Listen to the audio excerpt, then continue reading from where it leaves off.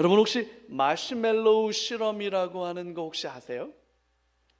마시멜로우라고 하는 그 심리 실험이 하나 있어요. 이게 뭐냐면 한 4-5살 정도 되는 아이들에게 마시멜로우가 담겨져 있는 접시를 놓고 아이에게 이렇게 말하는 거예요. 너 15분만 더 기다리면 마시멜로우 더 줄게.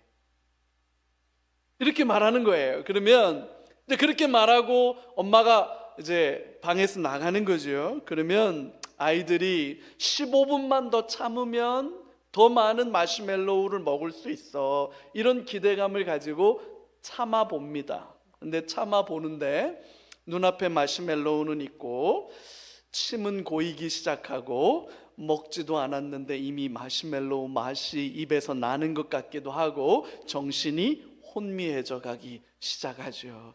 결국 아이들은 기다리지 못하고 먹는다고 그래요. 근데 간혹 그 15분을 기다리는 아이들이 있다고 하네요. 독한 아이들이죠.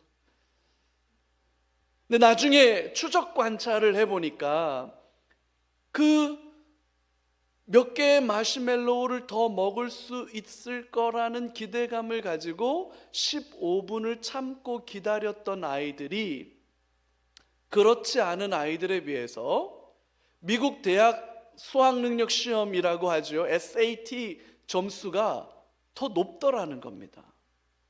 뿐만 아니라 사회 경제적으로 그 아이들이 훨씬 더 성공하는 삶을 살더라는 겁니다. 당장 눈앞에 있는 마시멜로우 그 달콤한 유혹을 못 참고 그냥 집어먹는 아이와 더 많이 줄 거라고 기대하고 참고 기다리는 아이들은 인생 자체가 조금 달라지더라는 거죠. 이런 걸 지연된 만족이라고 한답니다. 그런데 이 실험의 진짜 본질은 따로 있습니다. 15분만 더 기다리면 2개를 더 주겠다라는 이 약속, 더 주겠다는 그 약속이 지켜지는 경험을 반복해서 하면 지금 당장 맛있어 보이지만 조금만 기다리면 더 먹을 수 있어 라고 하는 이 약속이 좀 더 확실하게 각인이 되는 거예요. 그러면 기다릴 수 있다는 거예요. 이런 걸 긍정 강화라고 하죠. 이 약속이 지켜지는 경험을 하는 게 중요해요. 반면에 15분을 기다렸는데도 보상이 주어지질 않아. 혹은 15분을 아직 덜 기다렸는데도 그냥 이유 없이 보상이 주어지기도 해. 이러면 이 아이는 더 이상 기다리지 않게 된다는 겁니다. 신뢰가 무너졌기 때문이라는 거죠. 조금만 참으면 보상이 주어질 수 있어 라는 막연한 기대가 현실이 되는 경험을 자꾸만 해야 소망을 가지고 기다릴 수 있게 되는 거예요. 반면에 조금만 기다리면 더 나은 어떤 게 주어질 거야 라고 하는 기대를 가졌지만 결국 좌절되고 실패하고 무너지면 더 이상은 기다릴 수 없는 삶이 된다는 거죠. 이건 단지 아이들을 대상으로 한 심리 실험 결과일 뿐만 아니라 우리의 인생 신앙 여정에 있어서도 굉장히 중요한 통찰을 주는 게 아닌가 싶습니다. 여러분, 오늘부터 룻기를 묵상하게 될 거예요. 그때 이스라엘의 왕이 없으므로 사람이 각기 자기 소견에 오른 대로 행하였더라. 사사기 21장 25절, 사사기의 결론이죠. 스스로가 왕이 되어 살아가던 시절입니다. 하나님께서 뭐라고 말씀하셨는지, 하나님께서 어떻게 살아가는 걸 원하시는지 제대로 알지도 못했고 관심도 없었습니다. 아니, 설령 안다고 해도 그렇게 살고 싶지는 않았던 거예요. 왜냐? 내가 원하고 바라는 대로 살고 싶은 욕망이 더 컸기 때문이죠. 그 결과는 어둠과 혼란이었습니다. 우리가 올 한 해 살펴본 사사기가 결국 그 어둠과 혼란을 말하고 있지 않습니까? 그 혼란한 한가운데에 지극히 평범한 한 가정의 이야기로 룻기가 시작됩니다. 필부필녀, 그냥 평범한 한 가정이에요. 근데 그 가정의 남편의 이름은 엘리멜렉, 아내의 이름은 나오미, 그리고 이 부부에게는 두 아들이 있었습니다. 말론과 기럧이라는 두 아들이 있었어요. 자, 이들이 어떤 사람인지 알아보려면 유대 이스라엘 사람들은 이름에 그 사람의 인생을 담아놓거든요. 이름을 좀 보면 이 사람들이 어떤 사람들인지 눈치를 좀 챌 수 있습니다. 먼저 엘리멜렉이라고 하는 이 남편, 가장의 이름 한번 살펴볼게요. 엘리멜렉이라고 하는 이름이 엘리라는 말과 멜렉라고 하는 말의 합성어예요. 엘리, 여러분 어디서 들어본 것 같지 않으세요? 예수님이 십자가에서 엘리 라마 사박다니 그렇게 하셨죠? 나의 하나님 어찌하여 나를 버리셨나이까? 그랬던 그 엘리라고 하는 말이 이 말이랑 똑같은 거예요. 엘리, 나의 하나님, 이런 말이에요. 멜렉라고 하는 말은 사사기 할 때 한번 말씀드렸죠. 왕이란 뜻이에요. 그러면 엘리멜렉이란 이름은 나의 하나님은 왕이시다, 이런 이름이 되는 거예요. 엘리멜렉, 나의 하나님은 왕이시다. 여러분 얼마나 멋지고 경건한 이름을 가졌습니까? 나오미라고 하는 이름, 우리 젊은 사람들은 나오미 하면 우리 형제들 떠오르는 이름 있죠? 왜 이래요? 아마추어 같이. 나오미 와츠라고 하는 유명한 모델이 있죠. 나오미, 이 서양 사람들 나오미란 이름 많이 줘요. 기쁨이란 뜻이고 즐거움이라는 뜻이에요. 삶의 만족과 삶의 즐거움과 삶의 기쁨을 추구하는 사람이다, 이렇게 볼 수 있겠죠. 엘리멜렉이 나오미랑 결혼해서 두 아들을 낳았다, 이런 거예요. 이들이 살았던 동네는 베들레헴 에브랏이라고 하는 곳이었어요. 베들레헴 에브랏. 자, 이 동네 이름을 알면 이 동네가 어떤 동네인지 좀 더 눈치를 채기가 쉽습니다. 베들레헴, 이거 아니에요. 베둘레헴 아니고 베들레헴 하면 아마 사람들 많이 아실 거예요. 베들레헴이라는 이름은 우리말로 번역된 그 사전에는 떡집, 이렇게 번역됐어요. 떡집. 근데 떡집이라는 번역은 조금은 정확하지가 않아요. 이 유대 사람들은 주식이 요 빵인, 우리로 빵이라고 말해야 될까요? 떡이라고 말해야 될까요? 이 동그란 이 밀로 만든 구운 전병 같은 건데 이걸 이 사람들은 주식으로 먹었던 거기 때문에 베들레헴은 이 빵집 혹은 떡집 이렇게 번역되지만 저는 그것보다 밥집이라고 번역되는 게 더 정확하다. 혹은 방앗간이라고 번역되는 게 더 정확하다. 그래서 베들레헴이라는 말은 밥집이란 뜻이에요. 밥집. 아니면 방앗간. 에브랏이라고 하는 이름은 풍성한이라고 하는 형용사예요. 베들레헴 에브랏 이르면 넉넉한 인심 좋은 밥집. 그냥 막 사장님이 밥 그냥 막 두 그릇씩 세 그릇씩 막 주고 반찬 더 달라고 그러면 막 고기 반찬도 막 갖다 주는 그런 인심 좋은 밥집, 아니면 넉넉하고 풍성한 방앗간, 이런 뜻이 되는 거예요. 근데 여러분, 아이러니하게도 그 풍성한 밥집, 그 넉넉하고 풍성한 방앗간에 기근이 들었다는 거 아닙니까? 기근이. 풍요의 땅에 결핍이 찾아왔다는 거예요. 이게 무슨 말일까? 그래서 결국 베들레헴을 떠나서 모압으로 이사를 갔다. 이게 오늘 본문의 가장 중요한 배경입니다. 자, 그러면 모압이라고 하는 동네는 또 어떤 동네냐? 이것도 좀 알아봐야겠죠. 모압은 어떤 동네냐? 아마 구약 성경 통독하신 분들은 모압이라는 이름 많이 들어봤다 싶을 거예요. 이 모압이 어떤 동네냐? 아브라함의 조카 롯이 있죠. 롯과 룻은 다릅니다. 그죠? 아브라함의 조카 롯이 소돔과 고모라에 살았어요. 근데 하나님께서 그 소돔과 고모라를 심판하셔서 멸망시키시죠. 그때 롯이 자기 아내와 두 딸을 데리고 새벽녘에 급하게 소돔을 떠나서 소알 땅으로 도망갔던 기억 나실 겁니다.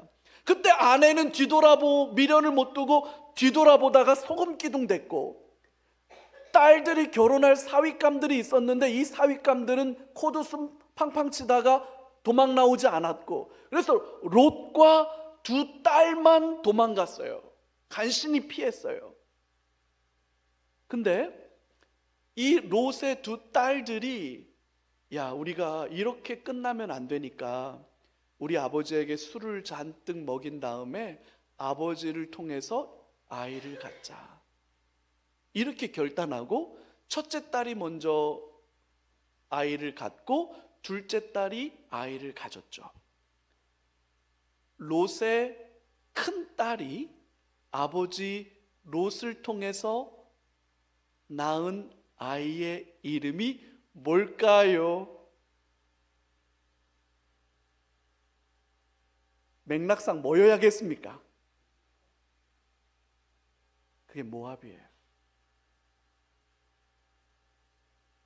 롯의 큰 딸이 아버지 롯을 통해서 낳은 아들이 모압이고, 그 모압이 모압 족속을 형성하는 겁니다. 좀 거시기하죠? 거시기한 사람들이에요. 한참의 시간이 더 지나서 이스라엘 백성들이 애굽을 떠나서 가나안으로 가는 길에 그 길목에 모압 나라가 있습니다. 그 모압을 지나가야 돼. 근데 이 모압의 왕이 가만히 생각해 보니까 이스라엘 백성들이 우리나라로 지나가는 게 마뜩치가 않아. 꼴보기 싫어. 그래가지고 이 모압의 왕이 엄청난 돈을 들여서 당시에 그 유명하다는 선지자 발람이라는 선지자에게 돈을 잔뜩 주고 이스라엘 백성들을 저주하도록 사주합니다. 그래서 높은 산 꼭대기로 발람 선지자가 올라가서 돈 받고 저주하려고 봤는데 결국 축복해요. 결국 그 일이 있고 나서 어떤 일이 벌어집니까? 발람이 타던 나귀가 말을 해요. 이래가지고 발람 선지자도 완전 막 깜짝 놀라고, 나귀가 말을 한다는데 왜 이렇게 놀라질 않으세요? 보통 이제 말들 잘 하지요? 정말 말도 안 되는 일이 벌어진 거예요, 그 사건 속에. 그래서 이스라엘 백성들을 저주하고 싶었지만 결국 실패하고 끝난 사건, 그게 바로 모압 족속이었어요. 결국 모압이라고 하는 이 사람들은 하나님의 언약 백성인 이스라엘과는 결코 함께할 수 없는 이방 민족이었다는 거예요. 그래서 신명기 23장 3절에 이렇게 말하고 있습니다. 여러분 같이 한번 읽어볼까요?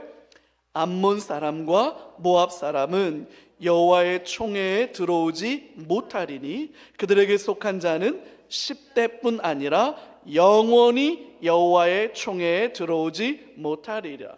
아멘. 여기서 말하는 10대가 티네이저가 아니라 10th generation을 말하는 거예요. 영원히 못 들어온다는 거예요.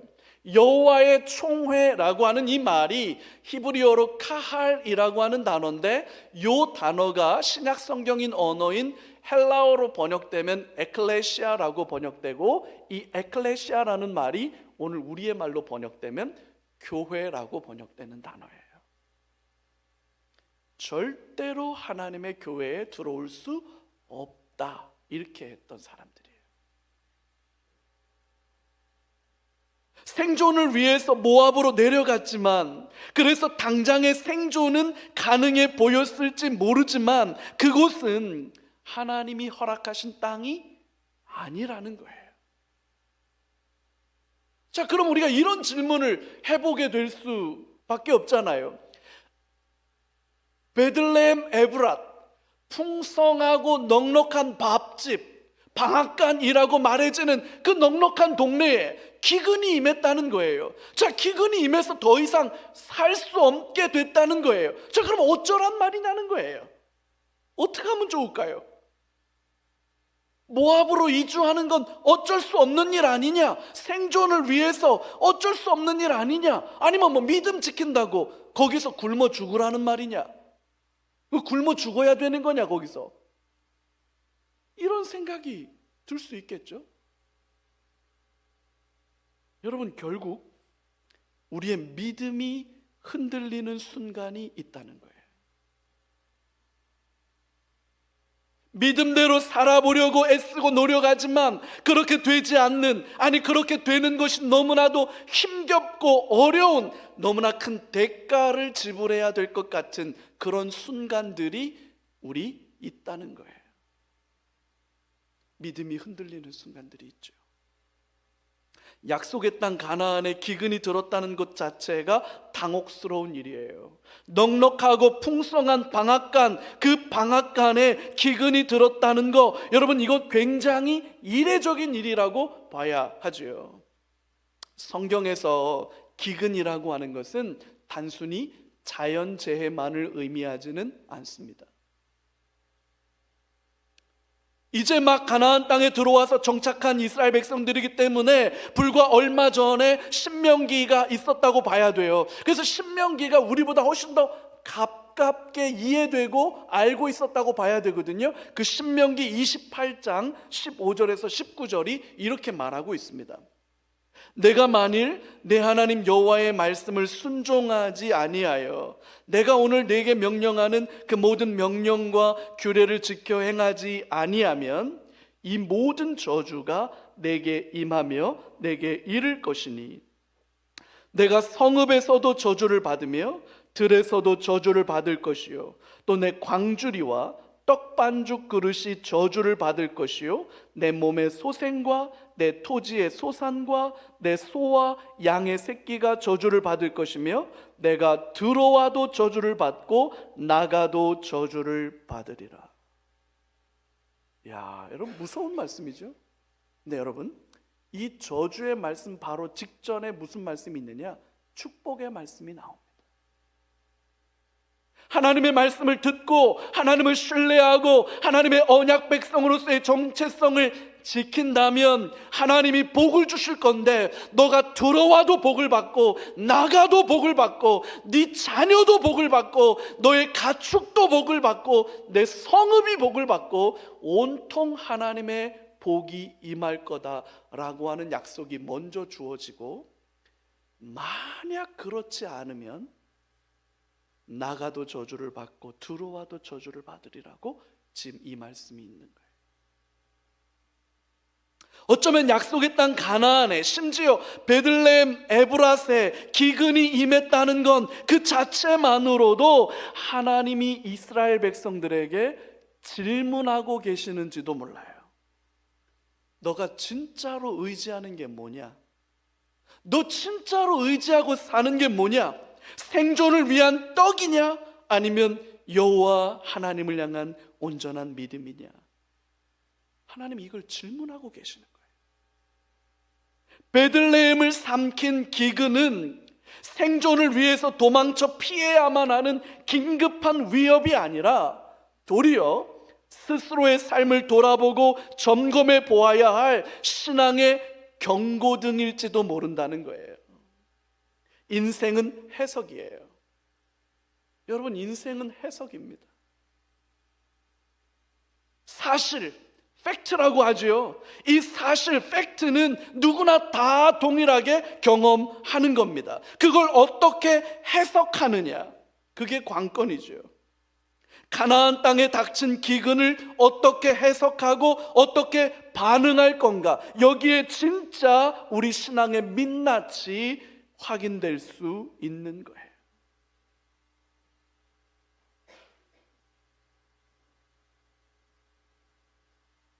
욥은 이유를 알 수 없는 재난으로 하루아침에 자녀를 모두 잃어버립니다.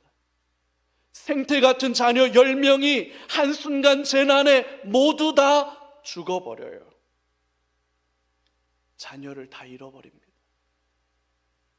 뿐만 아니라 동방의 부자로 유명한 부자였는데 한순간에 그 많던 재산이 싹 다 날아가 버립니다.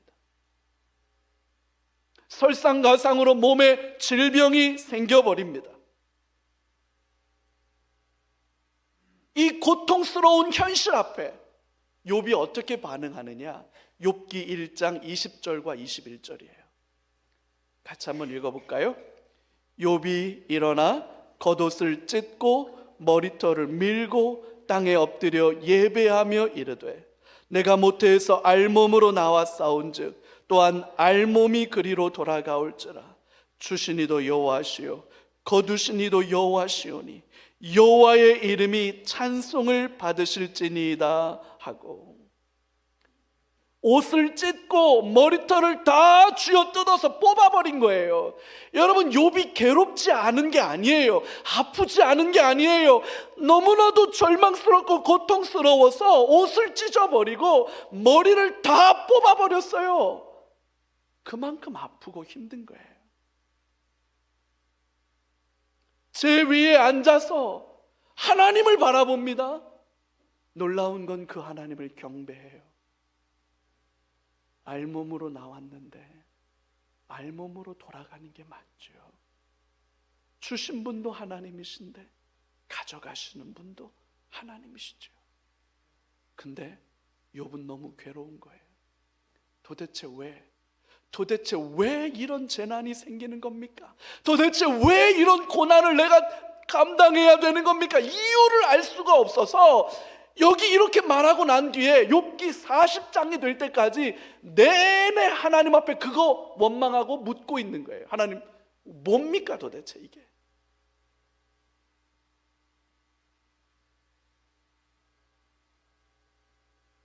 하지만 엘리멜렉, 하나님은 나의 왕이시다, 나오미, 기쁨, 즐거움이라는 이름을 가졌던 그 두 사람에게서는 욥과 같은 모습이 보이지 않습니다. 그들은 자신들이 만난 기근에 대해서 스스로 판단하고 스스로 결정해요. 약속의 땅 가나안을 버리고 모압으로 도망가는 선택을 합니다. 믿음이 흔들리는 순간이 있습니다. 내 마음처럼 안 돼요. 내가 원하고 바라는 대로 참 안 돼. 어쩜 이렇게 내가 원하고 바라는 일들은 이루어지지가 않을까요? 반면에 내가 우려하고 걱정하고 염려하던 일들은 늘 현실이 돼. 경제적으로 큰 손실을 볼 때가 있지요. 너무나도 소중한 사람들과 오랫동안 유지해왔던 좋은 관계인데 사소한 오해 때문에, 몇 마디 말다툼 때문에 그 소중한 관계가 깨어지기도 하고 믿음의 가정들이 깨어지기도 해요. 건강을 잃어버리기도 합니다. 한치 앞을 내다볼 수 없는 캄캄한 미래 때문에 도대체 어떻게 해야 할지, 앞으로 가야 할지 뒤로 물러서야 할지 종잡을 수 없어서 몸부림치는 순간들이 있죠.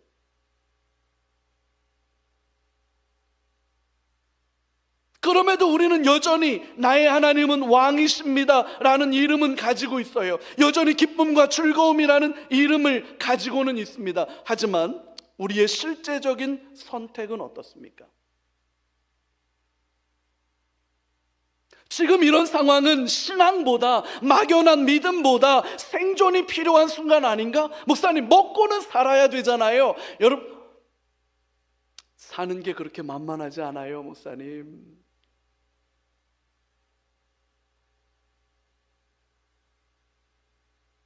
믿음이 밥 먹여줍니까?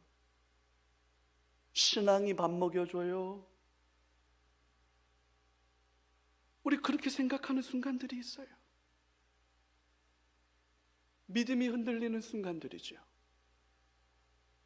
그 믿음이 흔들리는 순간에 우리도 여전히 나오미 같이, 엘리멜렉 같은 선택을 하고 있는 것 아닙니까?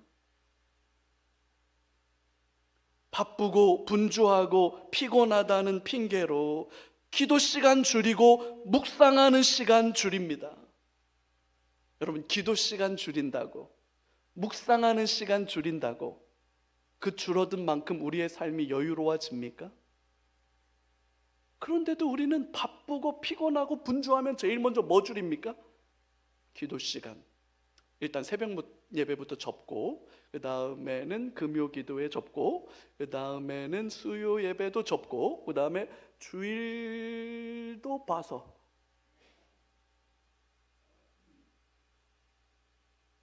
제일 먼저 접어요. 여러분, 그런다고 우리의 삶에 여유와 편안함이 찾아옵니까? 주일에 예배하기보다 야, 오랜만에 연휴 끼었으니까 가족들끼리 우리 여행 가자, 좋은데 좀 여행 좀 다녀오자. 여러분, 그렇게 주일 예배 빼고 여행 다녀온다고 가족들이 화목해지고 우애 있어지고 돈독해집니까? 그럼에도 불구하고 우리는 가족을 위한다는 명분으로 여행 가고 좋은 시간 보내고 그렇게 합니다. 여러분, 돈은 늘 없죠? 그래서 난 그 말 듣고 완전 빵 터졌는데, 월급 통장이라고 안 하고 월급 텅장이라며요. 월급 텅장. 그래서 바이패스, 들어오시자마자 바로 나가시는 분들. 우린 늘 돈이 없어요. 우린 늘 쪼달려요. 여러분, 11조 아끼면 부자 됩니까? 헌금 아끼는 만큼 사는 게 좀 나아져요? 이야, 내가 11조만 아껴도 그게 어디냐? 맞아요. 진짜 맞는 말이에요. 여러분, 그래서 11조 아끼면 내 살림살이가 좀 나아집니까? 헌금 아끼면 내가 좀 여유롭고 넉넉해져요? 힘들어도 하나님의 것을 가장 먼저 구별할 줄 아는 믿음, 시간의 우선순위가 어디에 있는지, 내 삶의 가장 중요한 본질이 어디에 있는지, 정말로 내가 그렇게 믿고 그렇게 의지하는 게 정말 맞는지 확인하는 길은 뭐라고 말하는지를 들어보는 게 중요하지 않습니다. 뭐라고 생각하는지를 들어보는 게 중요하지 않습니다. 정말로 그렇게 사는지가 중요한 겁니다.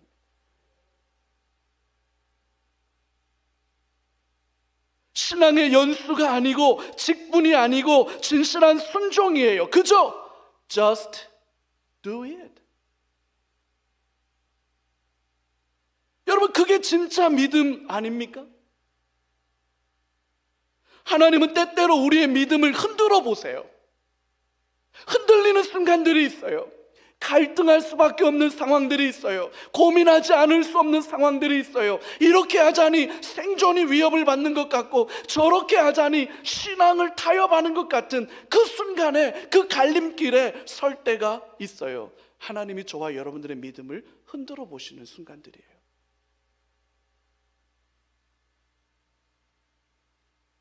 이게 가짜인지, 찌꺼기가 잔뜩 끼인 건지, 아니면 순전한 건지를 확인해 보시는 거예요.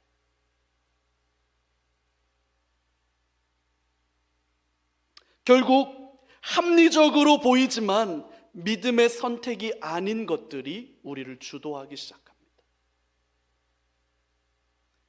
엘리멜렉과 나오미는 베들레헴을 떠나서 모압으로 갔어요. 생존을 위해서는 어쩔 수 없는 것 아니냐? 아니, 어쩌면 생존을 위해서, 가족을 지켜내기 위해서 합리적인 결정이라고 생각했을지 몰라요. 하지만 여러분, 믿음이라는 건 합리성으로 평가되는 게 아닙니다. 믿음은 언제나 방향의 문제를 가지고 있죠. 하나님께서 약속하신 땅에 머무를 것인가? 아니면 하나님은 없지만 안전해 보이는 이방 땅으로 갈 것인가? 엘리멜렉, 이름의 뜻은 나의 하나님은 왕이시다, 그런 이름은 가지고 있지만 엘리멜렉은 하나님의 왕되심을 인정하지 않고 있는 겁니다. 스스로가 왕이 되어서 판단하고 결정하고 떠났던 거죠. 여러분, 엘리멜렉은 하나님을 부정하지 않습니다. 하나님을 신뢰하지 않을 뿐이에요. 입술의 고백과 실제 삶의 선택이 어긋나 있는 거지요. 하나님을 떠난 선택은 처음에는 우리를 살리는 것처럼 보일지도 몰라요. 하지만 여러분, 그것은 헛되게 연장된 생존일 뿐 진정한 생명은 아닌 거죠. 여러분, 믿음은 삶으로 살아낼 때 비로소 확인되는 겁니다. 생각 속에 담고만 있다면 그것은 온전한 믿음이 아닐지도 몰라요. 우리가 너무나도 잘 알고 있는 말씀이죠. 야고보서 2장을 보면 믿음이 있다고 말하면서 행함이 없으면 그게 무슨 유익이 있겠느냐, 그렇게 질문합니다. 그리고 나서 그 믿음이 정말로 구원 얻는 믿음이 맞냐라고 물어요. 행함이 없는 믿음은 그 자체가 죽은 것이라고 야고보서 2장은 냉정하고 단호하게 선포합니다. 멋지고 합리적인 선택, 효과적이고 효율적인 선택, 하지만 믿음이 아닌 선택, 여러분, 그것이 우리 신앙생활에 있어서 가장 무서운 장애물이에요.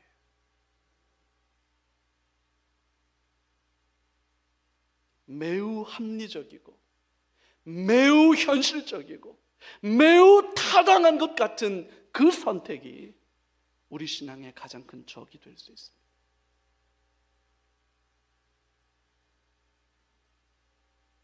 하지만 사사기와 달리 룻기는 이렇게 절망적으로 끝나지만은 않아요. 그 속에 하나님의 신비하고 놀라운 구원의 역사가 있습니다. 모압 땅으로 내려가서 엘리멜렉은 죽어요. 두 아들 말론과 기련도 죽습니다. 말론이라는 이름은 병약함이라는 뜻이에요. 기련이라는 뜻은 소멸하다라는 뜻이에요. 아들 이름들을 왜 이렇게 줬을까요? 말론 병약하다, 기련 소멸하다.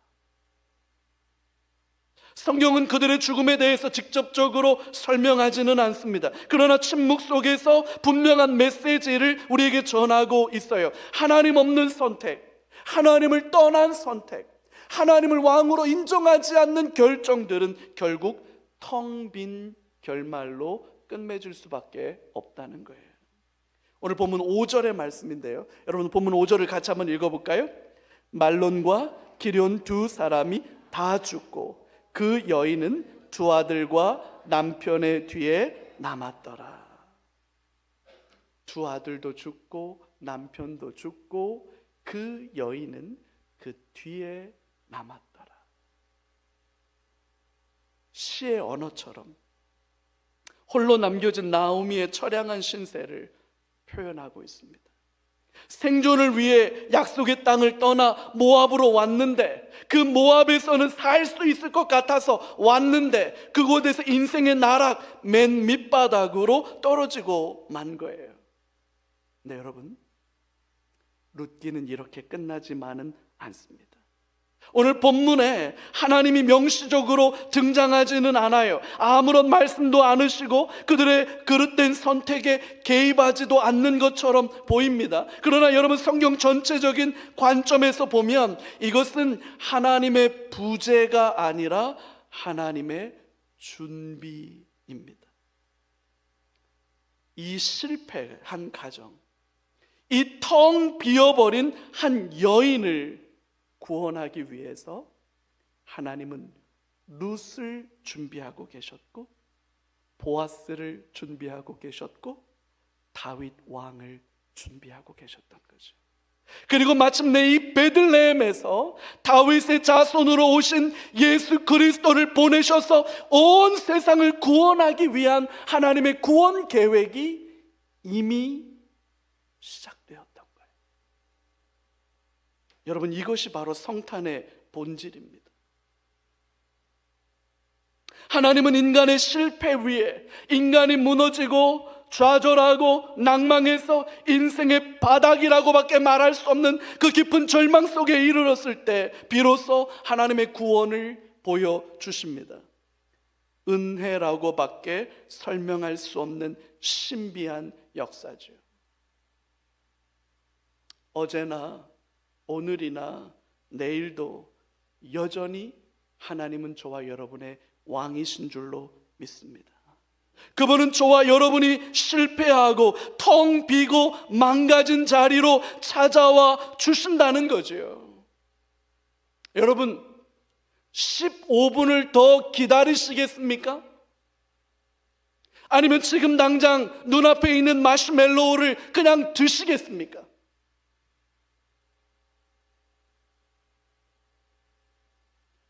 믿음으로 반응하고 믿음으로 살려고 몸부림쳐 봐야 내 삶에 별다른 보상이 뒤따르지 않는 것 같다라고 하는 혹시 좌절 경험이 저와 여러분을 사로잡고 있는 겁니까?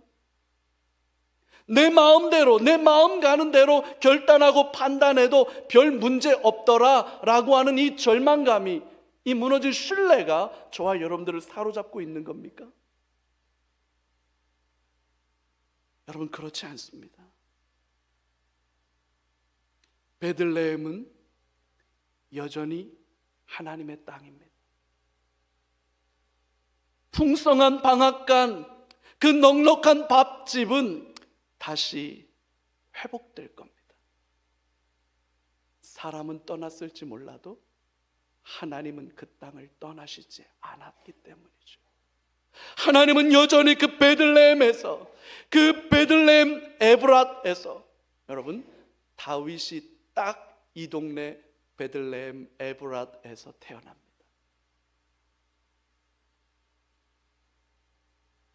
그 신실하신 하나님께서 저와 여러분들에게 오늘 여전히 소망이 되시고 저와 여러분들의 남은 인생과 다가올 새해를 붙들어 주시는 줄로 믿습니다.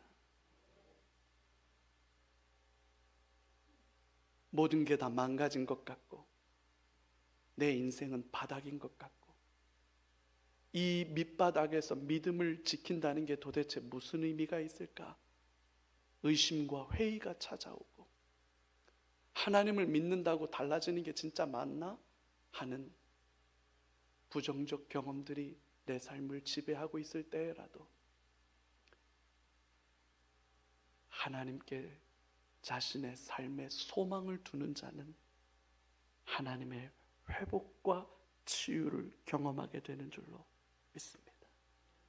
이 하나님의 은총 앞에 나아가는 저와 여러분들 다 되시기를 주님의 이름으로 축복합니다. 우리 같이 기도 제목 우리 나누고 같이 한번 이 말씀 붙들고 기도하지요. 우리 세 가지 기도 제목 같이 한번 하나씩 선포하겠습니다. 첫 번째 같이 할까요? 말이 아닌 진실한 순종으로 온전한 믿음을 지켜가게 해 주옵소서. 아멘. 여러분, 말로 신앙을 가리면 안 돼요. 말이 아니라 삶이에요. 살아내는 삶이 믿음이에요. 하나님 그 은혜를 달라고 우리 같이 기도해요. 두 번째, 합리적이지만 믿음이 아닌 결정에 휘둘리지 않도록 분별의 지혜를 주옵소서. 아멘. 성령께서 눈을 열어주시고 말씀으로 우리를 인도하지 않으면 우리는 넘어지고 쓰러질 수밖에 없어요. 하나님의 분별의 은혜를 기도합시다. 세 번째요, 이미 시작된 하나님의 구원을 신뢰하며 담대하게 살아가게 해 주옵소서. 우리 세 가지 기도 제목 붙들고 말씀 붙들고 같이 기도의 자리로 같이 나아가겠습니다. 신실하신